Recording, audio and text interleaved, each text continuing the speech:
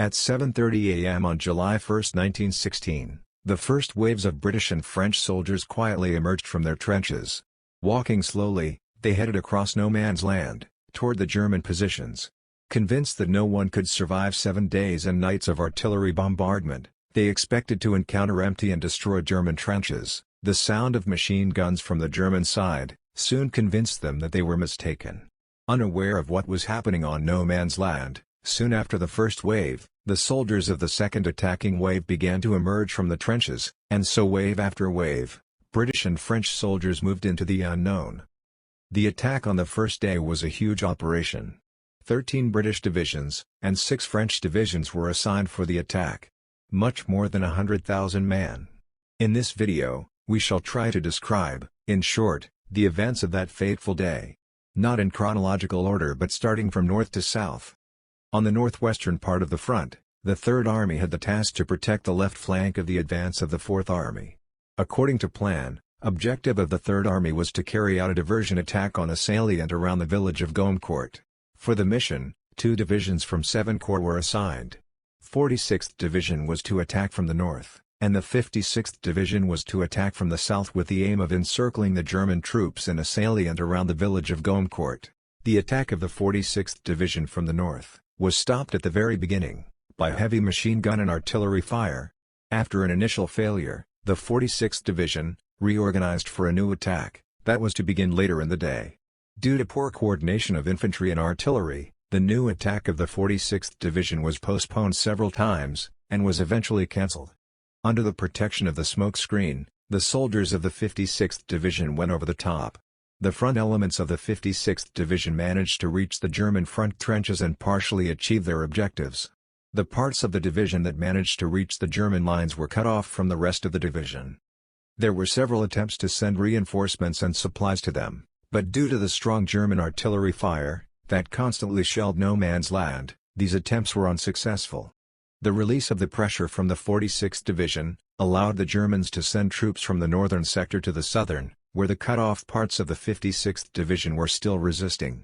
The resistance of the 56th Division was completely broken by the end of the day, due to repeated German counterattacks. Majority of the soldiers, who managed to occupy parts of the German first line was killed or captured. Very few managed to break back to the British lines. Fearing that the Germans might take advantage of the unsuccessful attack on Gommecourt, and launch a counterattack against the weakened British lines, all further attacks were abandoned.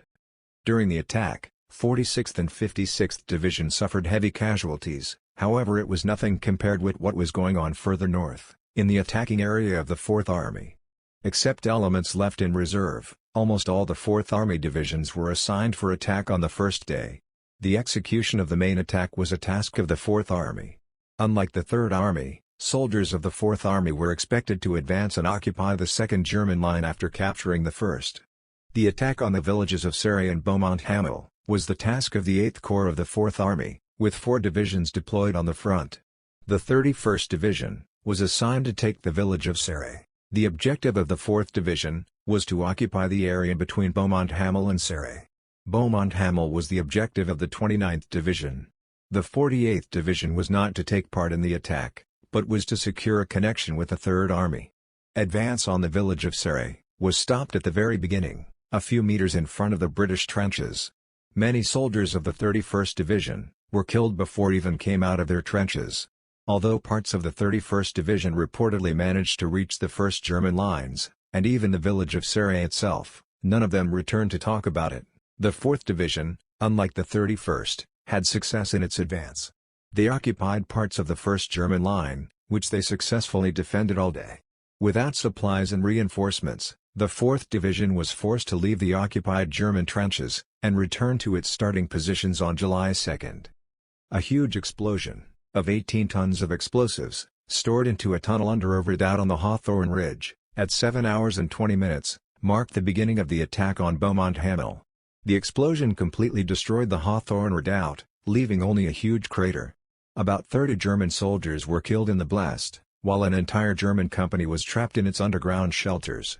It was also a signal to the defenders that an attack was imminent. The 10-minute period from the explosion until the infantry attack gave the Germans enough time to prepare. The Beaumont-Hamel attack turned into a slaughterhouse. The soldiers of the 29th Division failed to take advantage of explosion. They managed to come very close to the German positions, but they were repelled. Most of them perished on no man's land. Further south, the 10th Corps of the 4th Army assigned 3 divisions for attack. The 36th Ulster Division was given the task of capturing the Schwaben Redoubt, while 32nd Division was to take the village of Thiepval, and the 2nd German line, behind the village. The 49th Division was left in reserve, and was to provide the help to 36th Ulster, or 32nd Division depending on their progress. Schwaben Redoubt was formidable and massive network of trenches and fortifications, located on a hill between the villages of Beaumont-Hamel and Thiepval. Unlike their comrades from other divisions, the officers of Ulster Division decided to launch an attack from no man's land.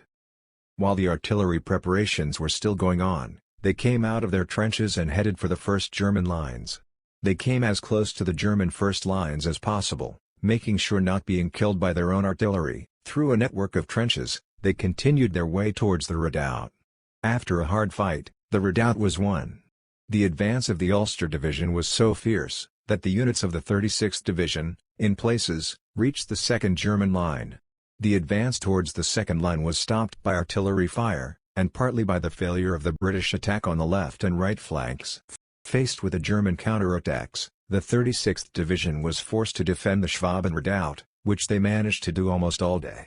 With no supplies and no reinforcements, they retreated in the evening to the first line of German trenches, they occupied earlier that day, where they would remain for the next 3 months.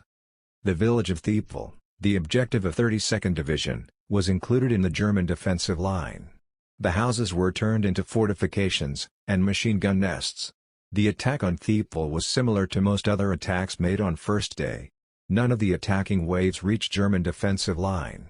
To make matters worse, the 49th Division was sent to help the 32nd Division to take Thiepval, instead of taking advantage of the capture of the Schwaben Redoubt, and attacking the German line from the flank. The main objective of the whole offensive was to open the Albert-Pozières road. This task was to be carried out by the 3rd Corps of the 4th Army.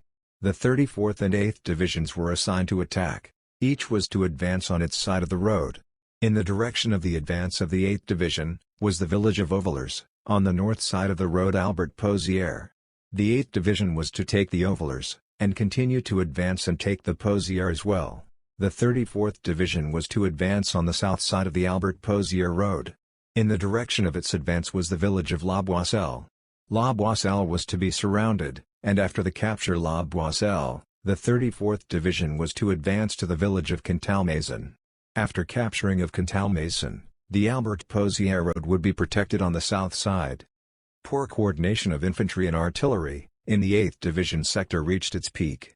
The artillery barrage was moved to 2nd German line, an hour before the attack. When the attack began, the Germans were ready. Although 8th Division managed to achieve limited success in some areas, heavy losses suffered, forced them to withdraw.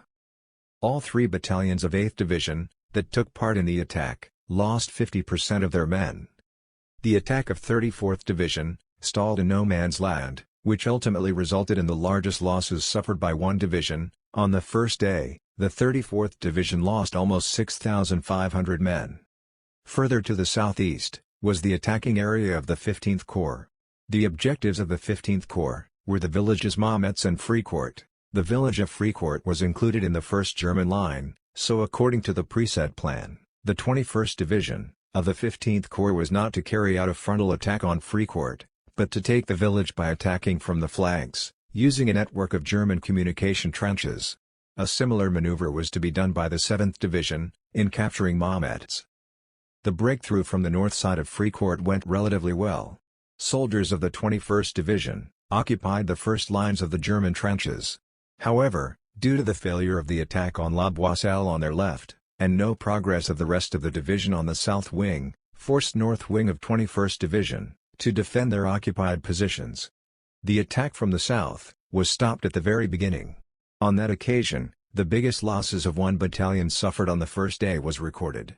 The 10th West Yorkshire Regiment lost 95% of its soldiers in the attack.